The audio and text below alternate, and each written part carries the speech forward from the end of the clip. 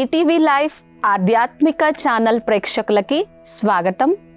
మానస కార్యక్రమానికి సుస్వాగతం. జీవితంలో ఎన్నో రకాల ప్రతికూల పరిస్థితులని ప్రతి ఒక్కరూ చూడాల్సి ఉంటుంది, ఎదుర్కోవలసి ఉంటుంది. అలాగే ఆ పరిస్థితి యొక్క ప్రభావము మనస్సు మీద పడుతుంది. ఎందుకంటే ఈరోజు మనస్సుకి వాటిని ఎదుర్కొని ధైర్యంగా నిలబడగలిగినటువంటి శక్తి లేదు. అది ఏ పరిస్థితి అయినా కావచ్చు. శరీరానికి సంబంధించినటువంటి అనారోగ్య పరిస్థితి నుంచి జాబు ఒత్తిడి, బిజినెస్ ఒత్తిడి, పిల్లల పెంపకము, బాధ్యతలను ఎలా నిభాయించాలి అనేటువంటి మానసికంగా వచ్చేటువంటి పరిస్థితుల ప్రభావం దగ్గర నుంచి ధనపరంగా వచ్చేటువంటి ఆర్థిక సమస్యల యొక్క ప్రభావము, ఇవన్నీ కాకుండా ఈరోజు మనం మొబైల్ టెక్నాలజీ, యూట్యూబ్ టెక్నాలజీ ఉన్నటువంటి పీరియడ్లో ఉన్నాం. బయట మన చుట్టూ ఉన్నటువంటి వ్యక్తుల యొక్క, మనుషుల యొక్క వైబ్రేషన్స్ యొక్క ప్రభావము కూడా మన మీద చాలా అంటే చాలా పడుతుంది కదా. ఎంతోమందిని చూస్తూ ఉంటాం. సో ఈ పరిస్థితులన్నీ ఉంటాయి. అలాగని వీటినన్నింటినీ వదిలిపెట్టి తప్పించుకొని వెళ్ళేదేం లేదు. అక్కడే ఉండాలి, వాటిని మనం ధైర్యంగా ఎదుర్కోవాలి. మరి పరిస్థితుల యొక్క ప్రభావము మన మీద ఎందుకు పడుతుంది అనే సైకాలజీని ఆధ్యాత్మికతతో పెనవేసి మనం ఫస్ట్ అర్థం చేసుకుంటే దాని ప్రభావము మన మీద పడకుండా ఎలా చూసుకోవాలి, ఎటువంటి జాగ్రత్తలు తీసుకోవాలి, ఎటువంటి యుక్తి లేదా స్ట్రాటజీని మన కోసం మనం ఫాలో చేయాలి అనేది చూద్దాం. జనరల్గా మనస్సు ఏం చేస్తుంది అని అంటే, ఏదైనా ఒక సంఘటన జరిగిందనుకోండి, దాన్ని పదే పదే పదే పదే పదే రిపీట్ చేస్తుంది.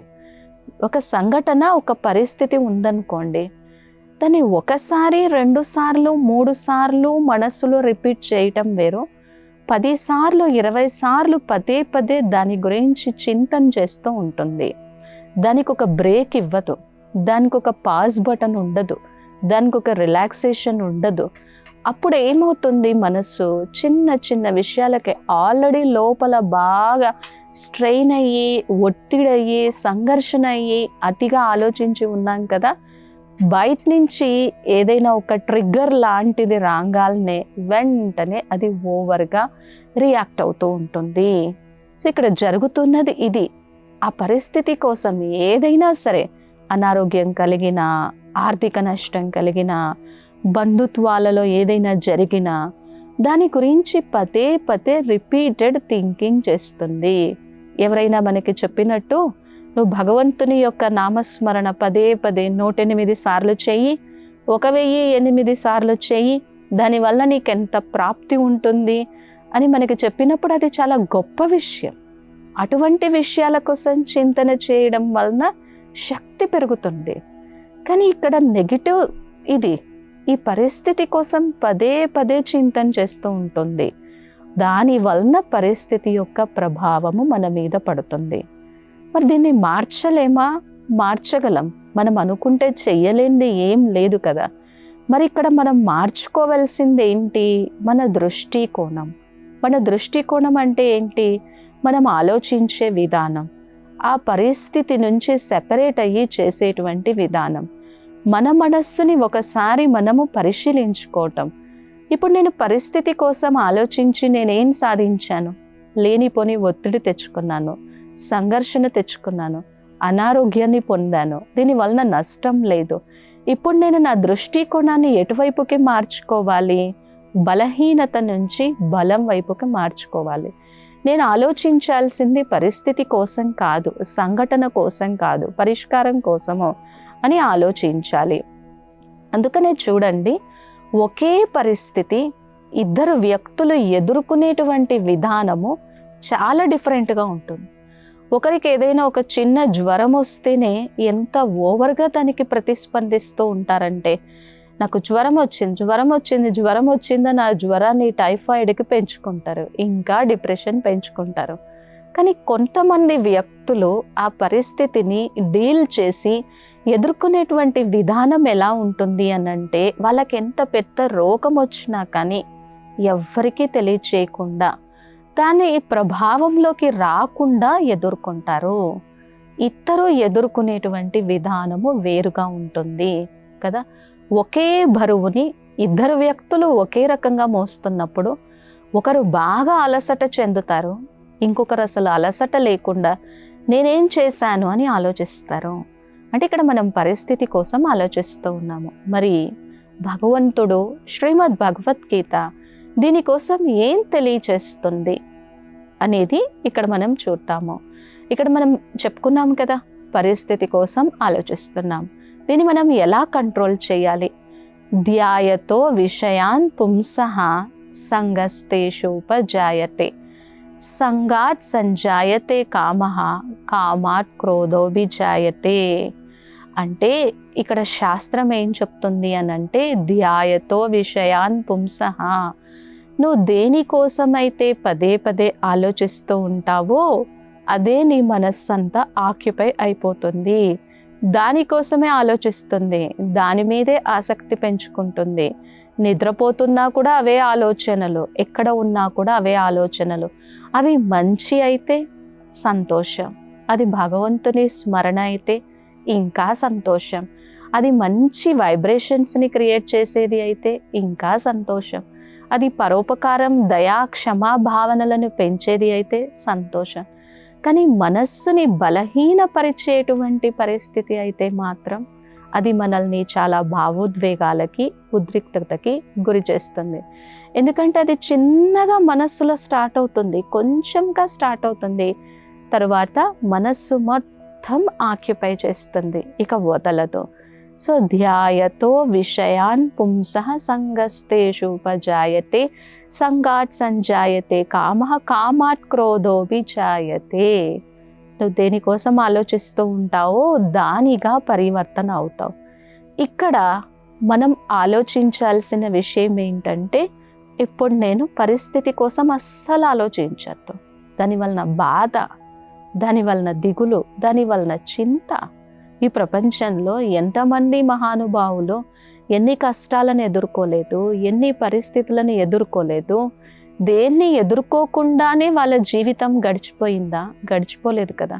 అందుకనే రామాయణము, మహాభారతము, ఇటువంటి కావ్యాలు, ఇటువంటి గొప్ప శాస్త్రాలన్నీ కూడా మనకి ఇదే నేర్పిస్తాయి. రాముడు అంతటి వాడికి ఎన్ని కష్టాలు వచ్చాయి, సీతామాత ఎన్ని కష్టాలని ఎదుర్కొంది, ఆంజనేయ స్వామి తన శక్తిని ఒక్కసారి జ్ఞాపకం చేసుకుని ఆ సముద్రాన్ని దాటి లంకలో ఉన్నటువంటి సీతామాత దగ్గరికి వెళ్ళి ఆమెని పలకరించి ఆమెలో ఉన్నటువంటి దాన్ని కూడా, ఒత్తిడిని, సంఘర్షణను తొలగించి తప్పక రాముడు వస్తాడు, రావణుణ్ణి ఎదుర్కొంటాడు, రావణుణ్ణి సంహరిస్తాడు అని ధైర్యం చెప్పి మళ్ళీ తిరిగి తన కర్తవ్యాన్ని నిభాయించారు కదా. సో అలాగే అంత గొప్ప గొప్ప మహాత్ములే వాటిని అన్నింటినీ ధైర్యంగా ఎదుర్కొన్నారు. అది కూడా ఎలా ఎదుర్కొన్నారు? ధర్మం ప్రకారము, ధర్మం తప్పకుండా ధర్మం ప్రకారమే ఎదుర్కొన్నారు. మనం పూజ్య దేవీ దేవతలను పూజించేదే అందుకు, వాళ్ళలో ఉన్నటువంటి గుణాలని, శక్తుల్ని మనలో ఆస్వాదించటం కోసం. అయితే ఇక్కడ పరిస్థితి కోసమే చింతన చేస్తూ ఉంటే ఏమవుతుంది? మనలో ఉన్న శక్తి తగ్గిపోతుంది. కాబట్టి నువ్వు దేని గురించి ఆలోచిస్తున్నావు అన్న విషయం మీద అటెన్షన్ పెట్టాలి. ఇక్కడ మనకి రామాయణంలో చూపించినప్పుడు సీతామాత చాలా కష్టాలు పడ్డది అని అంటాం. అయితే ఒక చక్కటి ఉదాహరణ అన్నమాట. సీతామాతలో ఎంత దివ్యమైనటువంటి శక్తి ఉంది అనేది ఒక చక్కటి దృష్టాంతం రూపంలో తెలియజేస్తారనమాట. అక్కడ మిథిలా నగరంలో శివధనస్సు ఉంటుంది. అది శివధనస్సు. అది కొంతమంది మహానుభావులు మాత్రమే ఛేదించగలిగారు. అందరికీ తెలిసిందే, రాముడు మాత్రమే దాని మీద ప్రయోగం చేయగలిగి దాన్ని ఈజీగా చేయగలిగారు. సీతాదేవి యొక్క స్వయంవరానికి వచ్చిన వాళ్ళు ఎవ్వరూ కూడా అలా చేయలేకపోయారు.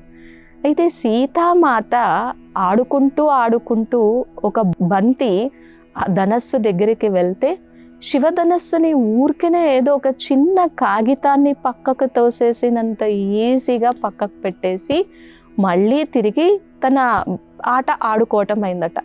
అలా ఒక్కసారి కాదు, 2 సార్లు కాదు, ఎన్నోసార్లు ఆ శివధనస్సుని ఈజీగా అది ఎంతో బరువట. 5,000 మంది వచ్చి మోసినా కూడా దాన్ని పక్కకు జరపలేమట. అంటే ఇక్కడ అర్థం చేసుకోవాల్సింది ఏంటి? మనందరిలో కూడా ఆ శక్తి ఉంది. మనం పూజ్య దేవతలని పోషించేదే మనలో ఆ శక్తిని ధారణ చేయటం కోసము. అది ఒక సీతామాతలోనే కాదు, మనలో కూడా ఉంది. భగవంతుని యొక్క సంతానమైనటువంటి, సర్వశక్తివంతుని యొక్క సంతానమైనటువంటి మనలో కూడా ఉంది అని అర్థం చేసుకొని ఆ దృష్టి కోణాన్ని మార్చుకున్నప్పుడు మనం దాని నుంచి బయటపడగలం. ఇక్కడ మన దృష్టి కోణాన్ని మార్చుకోవాలి, మన ఆలోచన విధానాన్ని మార్చుకోవాలి. ఇప్పటి వరకు మనస్సుకి ఒక సంస్కారం ఉంది. ఏంటది?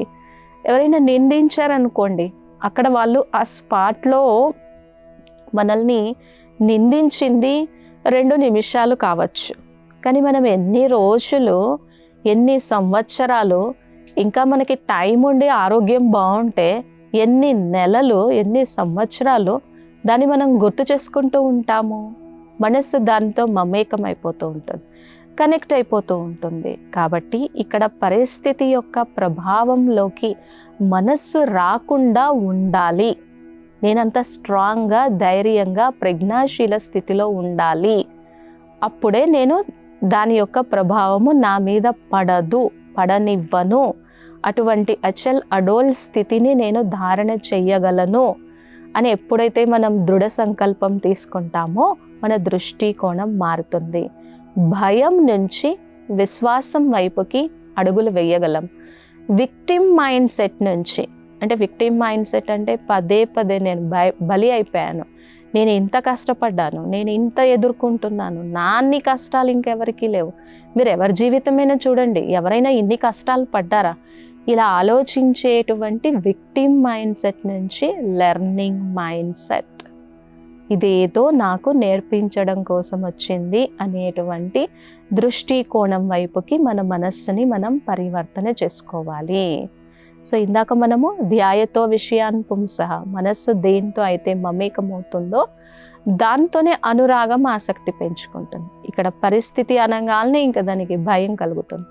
అప్పుడేమవుతుంది? ఇక నేను ఎదుర్కోలేకపోతున్నాను అనేటువంటి ఒక అసహనం, ఒక ఇంపేషన్స్ వస్తుంది. అందుకే కొంతమంది చెప్తారు, బీ పేషెంట్, కొంత సహనం వహించు, ఈ పరిస్థితి పోతుంది, ఈ దుఃఖం పోతుంది, నువ్వు సహనం మాత్రం కోల్పోవద్దు. ఎవరు సహనం వహిస్తారో వాళ్ళు వాళ్ళ జీవితంలో ఎన్నో శుభాలని, విజయాలని చూస్తారు. కొద్దిగా ఓపిక పట్టు, ధైర్యం వహించు, స్థితప్రజ్ఞావస్థలో ఉండు అని చెప్తారు కదా. కాబట్టి ఇక్కడ విక్టిమ్ మైండ్ సెట్ నుంచి లెర్నింగ్ మైండ్ సెట్, ఇది నాకు ఏదో నేర్పించడం కోసం వచ్చింది, ఇది వెళ్ళిపోతుంది అని మనం బాగా జ్ఞాపకం ఉంచుకోవాలి. మాత్రా స్పర్శాస్తు కౌంతేయ శీతోష్ణ సుఖ దుఃఖద ఆగమాపాయినో నిత్యాః తాం తితిక్షస్వ భారత. మాత్రా స్పర్శాస్తు కౌంతేయ శీతోష్ణ సుఖ దుఃఖద ఆగమాపాయినో నిత్యాః తాం తితిక్షస్వ భారత. ఈ జీవితాన్ని ఇచ్చినటువంటి భగవంతుడే ఈ జీవితంలో వచ్చేటువంటి పరిస్థితులని ఎలా ఎదుర్కోవాలో నేర్పించారు. మనం ఈ శరీరంలో ఉన్నాం, మనం ఈ జగన్నాటక రంగంలో ఉన్నాం, మనం ఎంతో మంది వ్యక్తుల్ని చూస్తూ ఉంటాం, ఎన్నో రకాల పరిస్థితులను ఎదుర్కోవలసి వస్తూ ఉంటుంది. మాత్ర స్పర్శాస్తు కౌంతేయ, వాటి కోసము పదే పదే మనసులో ఆలోచిస్తూ ఉండద్దు. కొంచెం ఓపిక వహించు, ధైర్యం వహించు, సహనం వహించు. ఆగమాపాయినో నిత్యాః, ఈ సుఖ దుఃఖాలు అనేవి వస్తూ ఉంటాయి, పోతూ ఉంటాయి, ఏది శాశ్వతం కాదు. ఎండ, వేడి, చలి, వాన అన్నింటినీ తట్టుకొని నిలబడగలిగేటువంటి శరీరాన్ని, మనస్సుని నేను డెవలప్ చేసుకోవాలి అనేటువంటి ఆలోచనే తప్ప వచ్చింది దుఃఖం, వచ్చింది పరిస్థితి, వచ్చింది ఆర్థిక పరిస్థితి వచ్చింది అని ఆలోచిస్తూ ఉంటే ఈరోజు పర్యవసానం మనం చూస్తున్నాం కదా. ఎంతమంది డిప్రెషన్కి గురి అయ్యి, ఎంతమంది అనారోగ్యాలకి తెచ్చుకొని, ఎంతమంది షుగర్ బీపీస్ని పెంచుకొని, ఎంతమంది హాస్పిటల్ అవుతూ ఎంతో కష్టానికి, బాధకి, దిగ్భ్రాంతికి గురి అవుతూ ఉన్నారు కదా. సో అందుకే ఇక్కడ భగవంతుడు చాలా తేలిక చేసి చెప్తూ ఉన్నారు, ఆ దుఃఖం వస్తుంది, పోతుంది, అదే శాశ్వతంగా ఏమీ ఉండదు. మన ఇంటికి ఎవరైనా ఒక గెస్ట్, ఒక అతిథి వచ్చారనుకోండి, ఆయనకి బాగా మర్యాదలు చేసామనుకోండి, వాళ్ళు ఎప్పుడూ పదే పదే రావాలనుకుంటారు కదా, ఎంతో సంతోషిస్తారు. ఎందుకంటే మనం గుర్తుకు రాగానే వీళ్ళు ఎంతో అతిథి మర్యాదలు చేస్తారు అని అనిపిస్తుంది. అలాగే ఇక్కడ పరమాత్మ ఏం తెలియజేస్తున్నారంటే అది వస్తుంది పోతుంది, అవి శాశ్వతంగా ఏముండవు. నువ్వు ఆ పరిస్థితి వచ్చినప్పుడు, ఆ దుఃఖం వచ్చినప్పుడు, ఆ మాయ కలిగినప్పుడు, ఆ నష్టం వచ్చినప్పుడు దాన్ని కూర్చోబెట్టి, దానికి మర్యాదలు చేసి, దాన్ని మనసులోకి ఆహ్వానించి, దాన్ని నువ్వే చిన్న విషయాన్ని గోరంత దాన్ని కొండంత పర్వతంలాగా చేసి, భగవంతుడా నువ్వు నాకేం సహాయం చేయట్లేదు, ఈ కష్టం నుంచి ఈ పరిస్థితి నుంచి ఎలా దాటాలో నువ్వు తెలియచేయట్లేదు అని అనుకుంటున్నాం కదా. ఇక్కడ పరమాత్మ ఏమంటున్నారంటే నీ మనస్సు క్రియేట్ చేసినటువంటి డ్రామాలో, నీ మనస్సు క్రియేట్ చేసినటువంటి ఆ సినిమాలో, ఆ మూవీలో నువ్వు ఉన్నావు. ఫస్ట్ ఆ మూవీ నుంచి బయటికి వచ్చేసాయి, ఆ సినిమా నుంచి బయటికి వచ్చేసాయి. ఇది వస్తుంది పోతుంది, ఇవేం శాశ్వతంగా ఉండవు అనేటువంటి సత్యాన్ని గుర్తించు, గ్రహించు, రియలైజ్ అవ్వు, ముందుకు వెళ్ళు, సంతోషంగా ఉండు.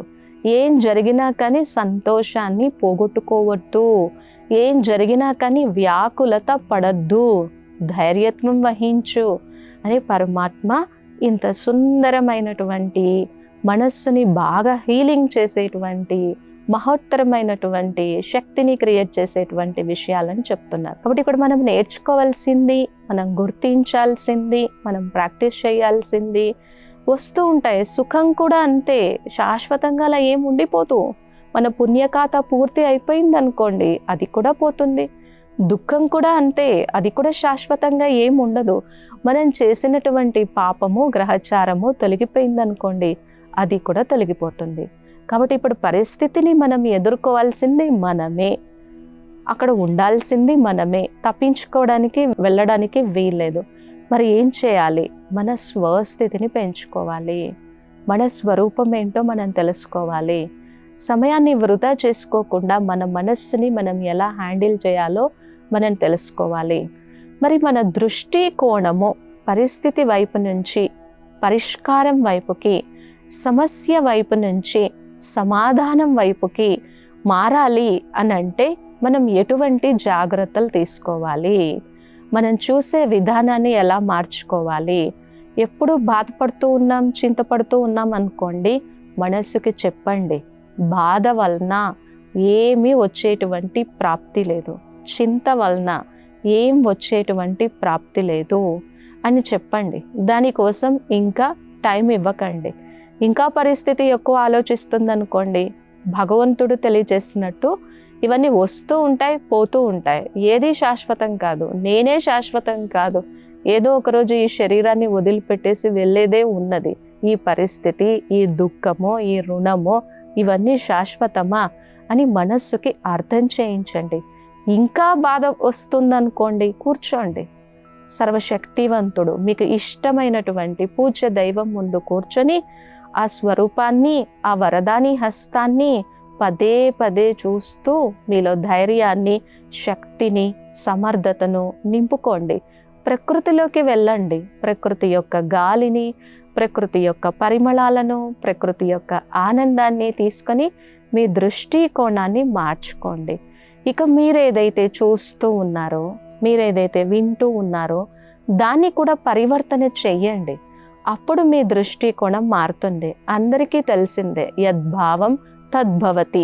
మనం దేన్నైతే చూస్తామో, దేన్నైతే ఆలోచిస్తామో, ఏ భావము మన మనస్సులో పదే పదే చింతన జరుగుతూ ఉంటుందో ఆ రకంగా మనం మారిపోతాము. కాబట్టి ఇప్పుడు మనం ఏం చేయాలి? పరిస్థితి కాదు, అది ఓన్లీ 1% లేదా 2%, దానికి మించి ఎక్కువ టైం ఇవ్వద్దు. మరి దేనికోసం ఆలోచించాలి? పరిష్కారం స్వరూపం వైపుకి. ఎందుకంటే పరమాత్మ మనకేం తెలియజేస్తున్నారు? నీలో ఉత్తమోత్తమైనటువంటి శక్తి ఉంది. యం హి నా వ్యదయంతేత పురుషం పురుషర్షభ. నీకు నేను ఎంత శక్తిని ఇచ్చాను, నీకెంత సమర్థతని ఇచ్చాను అనేది గుర్తు చేసుకో. ఇవన్నీ వస్తూ ఉంటాయి, పోతూ ఉంటాయి, వాటి ప్రభావంలోకి రాకు. నీ కర్మేంద్రియాలన్నింటినీ ఒకసారి చెక్ చేసుకుంటూ ఉండు. ఎక్కడ మనస్సు ఎందుకు అతిగా ప్రభావితం అవుతుంది అనేది అర్థం చేసుకో. సో ఇంకా మనలో పరివర్తన రావాలి అని అంటే మనము సత్పురుషులని నిత్యము సత్సాంగత్యం చేసి భగవంతుని సాంగత్యంలో ఉండి చాలా దృఢంగా, సమర్థంగా, శక్తిశాలిగా ఉండేటువంటి గొప్ప వ్యక్తుల యొక్క సాంగత్యంలో ఉండాలి. ఎందుకంటే వాళ్ళ యొక్క వైబ్రేషన్స్ యొక్క ప్రభావము, వాళ్ళ యొక్క మనసు యొక్క ప్రభావము మన మీద కంపల్సరీగా పడుతుంది. అలాగే ఈ మనస్సుకి ఏదో ఒక వ్యాపకాన్ని, ఏదో ఒక విషయాన్ని ఇస్తూనే ఉండాలి కదా. లేకపోతే మనసు ఏం చేస్తుంది? An empty man's mind is devil's workshop. మనసు ఖాళీగా ఉంటే ఇంకా దానికోసమే ఆలోచిస్తూ ఉంటుంది. అందుకని కొంతమంది స్థానం మారుస్తూ ఉంటారు పరిస్థితి వచ్చినప్పుడు. కానీ పరమాత్మ ఏం చెప్తున్నారు అని అంటే, స్థానం మార్చినా, ఏం మార్చినా నీ స్థితి మార్చుకోనంత వరకు ఆ పరిస్థితి పోదు. ఉదయం లేచిన దగ్గర నుంచి రాత్రి వరకు కూడా మన మనస్సు ఎన్నో వేల ఆలోచనలు చేస్తూ ఉంటుంది. మరి ఇన్ని ఆలోచనలలో శాంతి, ప్రశాంతత, సుస్థిరత్వము, ఆనందము, వీటి కోసం మనం ఎక్కువగా ఆలోచిస్తూ ఉన్నామనుకోండి, దాంతోనే సాంగత్యం పెరుగుతుంది, దాంతోనే అనుబంధం పెరుగుతుంది, దాన్నే మనం సాధించాలి అని అనుకుంటాం. కాబట్టి ఇప్పుడు మనల్ని ఏంటి, పరిస్థితుల యొక్క ప్రభావంలోకి మనం రాకుండా ఉండాలి అని అంటే కంపల్సరిగా మన మనస్సుని ఎలా సంభాళించాలో నేర్చుకోవాలి. మన బుద్ధి యొక్క క్షమతా శక్తిని ఎలా డెవలప్ చేసుకోవాలో తెలుసుకోవాలి. సత్పురుషుల యొక్క సాంగత్యంలోకి వచ్చి వాళ్ళ యొక్క గుడ్ వైబ్రేషన్స్, పాజిటివ్ వైబ్రేషన్స్ని మన మనస్సులోకి మనము తీసుకోవాలి. అలాగే చింతపడటం వలన, బాధపడటం వలన ఎన్నో రకాల అనారోగ్య సమస్యలు తప్ప ఇంకొకటి ఉండదు. మరి ఇక తర్వాత ఈ పరిస్థితి ప్రభావం నుంచి మనల్ని మనం ఫ్రీ చేసుకోవాలి అని అంటే సాక్షి ద్రష్ట స్థితి. ఇది కూడా స్వయంగా భగవంతుడే చెప్తున్నటువంటి అతి గొప్పదైనటువంటి స్థితి. నీ మనసులో ఎప్పుడు భావోద్వేగం కలిగిన, ఎప్పుడు ఎమోషనల్ సఫరింగ్ లేదా భయం కలిగిన, లేకపోతే ఎప్పుడైనా నీ ఆత్మవిశ్వాసం సన్నగిల్లుతుంది అని అనుకున్నప్పుడు ఇవి నీవు కావు, నీలో జరుగుతున్నటువంటివి మాత్రమే తప్ప నీవు కాదు అని వాటితో మమేకము కాకుండా విట్నెస్ అయిపోయి, సాక్షి అయిపోయి, డిటాచ్గా అయిపోయి చూడు. అప్పుడు దాని యొక్క ప్రభావం తగ్గుతుంది. నదిలో కానీ, చెరువులో కానీ నీరు అలా కదులుతూ కదులుతూ వైబ్రేషన్స్ ఎక్కువ ఫామ్ అవుతూ, అలలు ఎక్కువగా ఫామ్ అవుతూ ఉన్నాయనుకోండి, మన ప్రతిబింబాన్ని మనం చూడలేము. ఆకాశంలో చంద్రుడు అలాగే ఉంటాడు, చంద్రుని కాంతి పడుతూనే ఉంటుంది. చంద్రుడు అక్కడ సాక్షిగా అన్నింటినీ చూస్తూ ఉన్నాడు. కానీ ఇక్కడ వాటర్, నీరు కదులుతూ ఉంది, ఎన్నో అలలు వస్తూనే ఉన్నాయి. అప్పుడు మనం మన యొక్క ప్రతిబింబాన్ని ఎలా చూడలేమో అలాగే ఈ మనస్సులో ఇవన్నీ వస్తూ ఉంటాయి, పోతూ ఉంటాయి. వీటిని గమనించేటువంటి చైతన్య స్వరూపాన్ని నైనం చిందంతి శస్త్రాన్ని నైనం దహతి పావకః నచైనం క్లేదయంత్యాపో నశోషయతి మారుతః. నేను వీటన్నింటికి అతీతమైనటువంటి దివ్యమైనటువంటి శక్తి స్వరూపాన్ని. నన్ను ఏ అస్త్రశస్త్రాలు ఛేదించలేవు, నన్ను ఏది కూడా బాధ పెట్టలేవు. అటువంటి నిర్మలమైన సత్ చిత్ ఆనంద స్వరూపాన్ని, ఇది నా స్వరూపము అని ఆ పరిస్థితిని సపరేట్గా చేసి చూడగలిగినటువంటి డిటాచ్ అయినటువంటి సాక్షి స్థితి మనలో మనం ఎప్పుడైతే డెవలప్ చేసుకుంటామో అప్పుడు పరిస్థితి యొక్క ప్రభావము మన మీద పడకుండా మనల్ని మనం ప్రొటెక్ట్ చేసుకోగలం. జనరల్గా పడుతుంది, కానీ ఈ జాగ్రత్తలు తీసుకోవడం వలన పడకుండా ఆ పరిస్థితిని కూడా మన స్వస్థితితో, మన స్వశక్తితో, మన స్వీయ అనుభవంతో, మనలో ఉన్నటువంటి ధైర్యంతో, దృఢత్వంతో మార్చగలం. లేకపోతే అది మనల్ని మారుస్తుంది. ఇక వీక్నెస్, ఇక ఒత్తిడి, ఇక సంఘర్షణ, ఇక నేనేమీ చెయ్యలేను అనేటువంటి ఒక అసమర్థతతో కూడినటువంటి భావాలన్నీ మన మనస్సులో ప్రారంభమవుతాయి. కావున పరిస్థితి యొక్క ప్రభావము మన మనస్సు మీద, మన బుద్ధి మీద, మన జీవితం మీద పడకుండా ఏ విధమైనటువంటి జాగ్రత్తలు తీసుకోవాలి, మన దృష్టికోణాన్ని ఎలా మార్చుకోవాలి, మనలో ధైర్యాన్ని ఎలా పెంచుకోవాలి, వీటన్నింటికి భగవద్గీత యొక్క బోధనలు ఎలా ఉపయోగపడతాయి, పరమాత్మ యొక్క స్మరణ ఎలా ఉపయోగపడుతుంది అనేటువంటి ఒక చక్కటి దివ్యమైనటువంటి అంశాన్ని చూసాం. మరొక చక్కటి దివ్యమైనటువంటి అంశంతో తర్వాత ఎపిసోడ్లో కలుద్దాం.